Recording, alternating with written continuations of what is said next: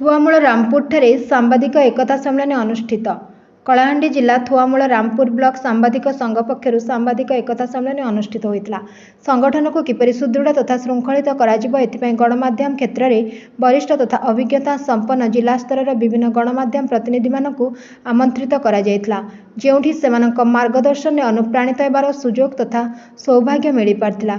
रंगर पर्व होलीर शुभ अवसर में रविवार आयोजित यह कार्यक्रम में मुख्य अतिथि भाव जिलार वरिष्ठ सांबादिक तथा समाजसेवी भाव परिचित श्रीजुक्त शेषदेव बेहेरा मुख्य वक्ता भाव जोगदेइथिले। वरिष्ठ सांबादिक सकाळ खबर कागजर जिला प्रतिनिधि श्रीजुक्त स्वाधीन पात्र, सम्मानित अतिथि भाव वैद्युतिक गणमाध्यम न्यूज 18 जिला सांबादिक अंशुमान पात्र, नीतिदिन खबर कागजर पूर्वतन जिला प्रतिनिधि तथा सकाळ खबर कागजर सिटी रिपोर्टर रजनीकांत मिश्र, दिनलिपि खबर कागजर जिला प्रतिनिधि मनमोहन प्रधान प्रमुख अतिथि भाव मंचासीन।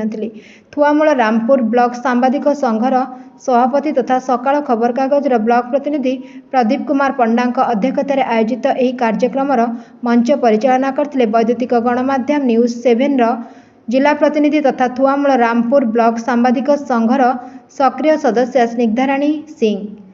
माँ मणिकेश्वरी को धूप दीप दे पूजार्चना सह अतिथि मानक द्वारा कार्यक्रम शुभारंभ होइतला। Bureau report Ekamra news agency.